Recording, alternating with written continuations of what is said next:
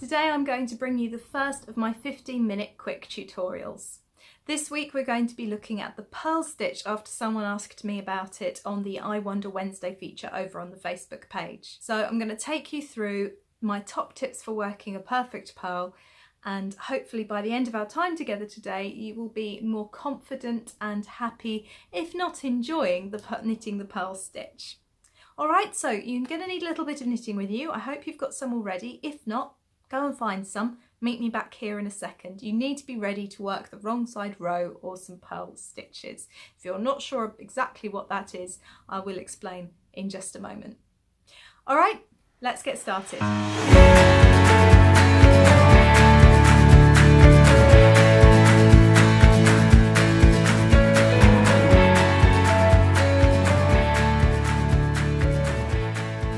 Okay, so let's get started then.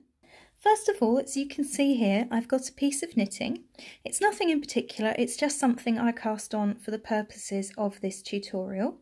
I'm using a double knit weight yarn, and what I quite like about it is it has decent stitch definition, so you can see clearly here, in theory, what I'm doing. So we have my cast on edge here, which I've done the cable cast on for. Don't worry if you don't know what that is at the moment. If you're here learning the purl stitch, I'd assume you can either cast on already or you've got someone who's very kindly prepared to cast on for you each time at the moment, which certainly was the case for me when I was learning.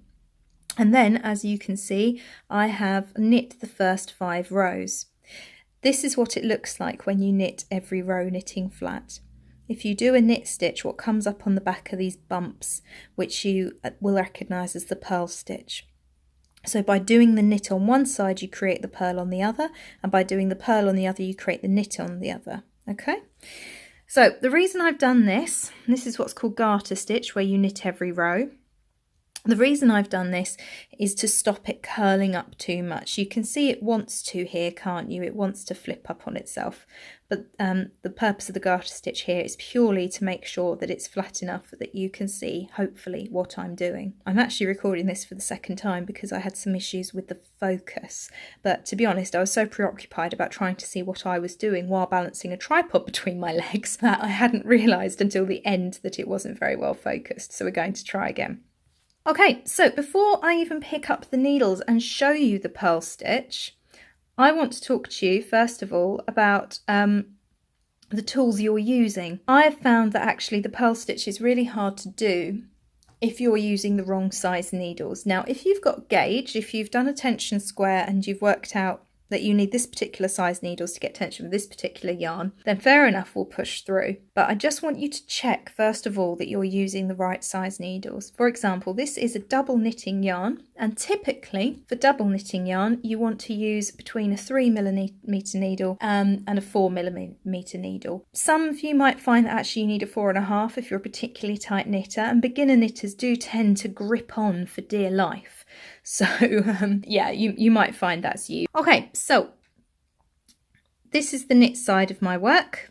So this is what's going to be called the right side. And this is therefore the wrong side.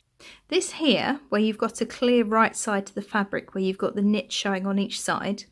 Sorry, the knit showing constantly on one side and the purl showing constantly on the other. So not this ridge here, this bit here, is known as stocking stitch, or if you're in the US or a podcaster, then stockinette. There seems to be a tendency to adopt the American terminology at the moment. I'm fine with that. It's quite easy to say stockinette stitch. It sounds prettier anyway, saying stocking stitch. Makes it sound like you're trying to sew yourself a pair of tights, which I don't know, that just doesn't sound particularly glamorous to me, but stockinette sounds quite nice, doesn't it? We have some stockinette stitch. And this is created by knitting the right side row, and then when you get to the end of the row you flip it over and you are purling the wrong side row. Okay, so knitting one way and purling the other. Now rather usefully, I've realised that I've undone a purl row that I did, which means I'm going to start off by knitting. So if you bear with me, I'm just going to pause here and I'll knit that row. You might want to take this moment while I pause to pause the video yourself and make sure that you have a nice bit of knitting ready set up for yourself. Okay, and check those needles. I'll be back in a sec. Okay, I'm back. The knitting looks a little bit different to how it did before. That's because we've now turned it over so the wrong side is facing up, which means we are working the wrong side row. If ever you're uncertain whether you're doing a wrong side or a right side, if you've got a heavily patterned, if you're using the cable cast on, the tail will be with the first stitch you've cast on. So the tail will be over here. So the tail will be over to the left when you're working the right side row if you're using the long tail cast on, if you're using the cable cast on. Okay, hopefully I haven't just confused you completely there. Apologies if I have. How about we focus on the purl stitch though? This is what I get when I'm off-piste. Now, I haven't been rude and started without you. It's just easier to show you what to do if I've already done a couple of stitches. All right, so there's no magic trick to doing the first purl stitch of a row. It's exactly the same. First thing to note is where my working yarn is. My working yarn is at the front of my work. Okay, the purl stitch, if you're doing a purl stitch, it's always at the front of your work.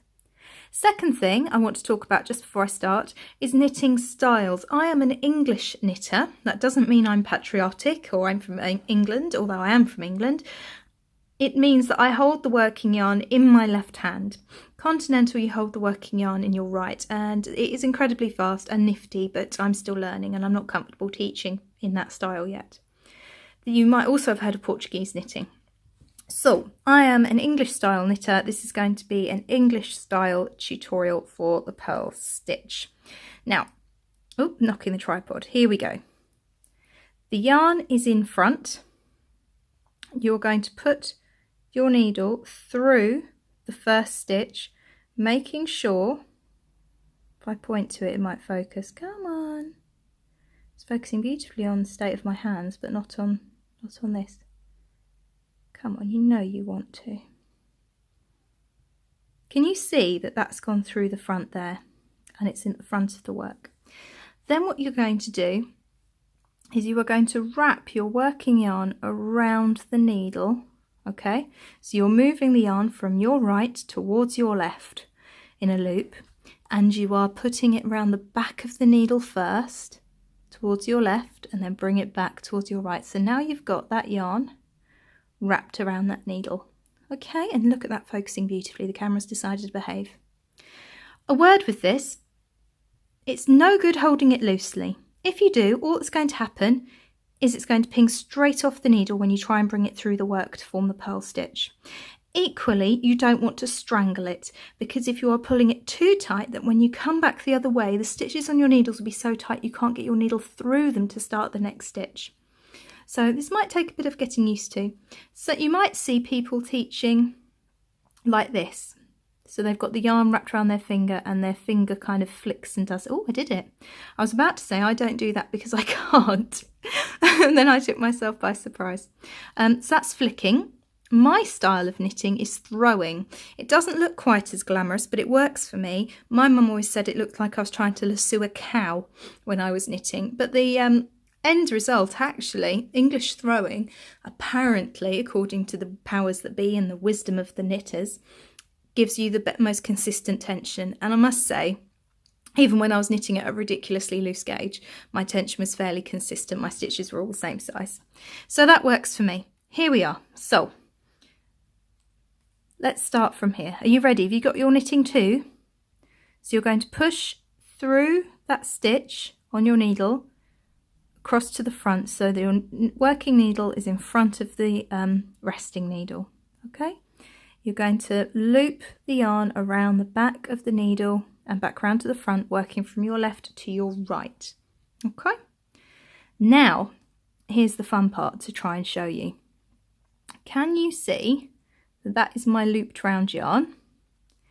And hopefully you can just about see that there's a gap there. Now, what the needle has to do is the needle has to bring this bit of yarn through that hole. And the way we're going to do it, you see I'm just tightening that ever so slightly. See the working yarn wiggle up the top, do you see? Okay, is I'm going to effectively lean that needle back through into the working yarn. So I've brought it through like that. You kind of lean back and bring it through. Okay, and then slip it off the needle and tighten your tension. So bring your needle through to the front, wrap it round, working from your left to your right, going behind the needle first, and then hold it fairly taut. Now you don't need to look at your knitting like this. I'm only showing you like this so that you can hopefully see what's going on. It looks very awkward here. So this is my working yarn, just here, and that's the loop I've got to go through. So essentially I've got to lean my needle back, and if I try and get it at the right point, there you go, you can just see. And it's fallen off the needle. I can't do it like this. Right, let's pop that back on the needle. It's not a disaster if you drop a stitch, just pop it back on and off you go. Okay, don't try and pull it or panic or flap your arms and hands around, because that will cause the stitches to drop lower. Right, I'm sorry I'm knocking the tripod, I'm trying to reach around it. So, through there, wrap it around, and can you see what I've done? This is the working yarn here, that's it, and off. Through the front, wrap it round the back of the needle from your left to your right, push it through and off. Go and have a practice. I'll do it a couple more times. You can pause it at the end of each go if you want to give yourself time to do it. So working yarn at the front, push it through, wrap round. Can you remember which way? We wrap around the back of the needle from your left to your right, right to your left. God, have I been saying left to right all this time? Oh dear, if I have, I'm really sorry. And pull it through and up. Right through the front of your work. Wrap it round, going behind the needle from your right to your left. And then if you remember, we're leaning back into that stitch. Yep, so this bit here is going to have to be pulled through that stitch. And take hold of it again. Through we go. Okay, have a practice and we'll see how we go. Okay, so now if you've got to the end of your row, you should be able to turn it over so you can work back the other way, and you'll be faced with the knit side. So what you need to do now, if you're going to keep practicing, is work the knit side row. Okay, and then when you get to the other end, you'll be working purl stitches again.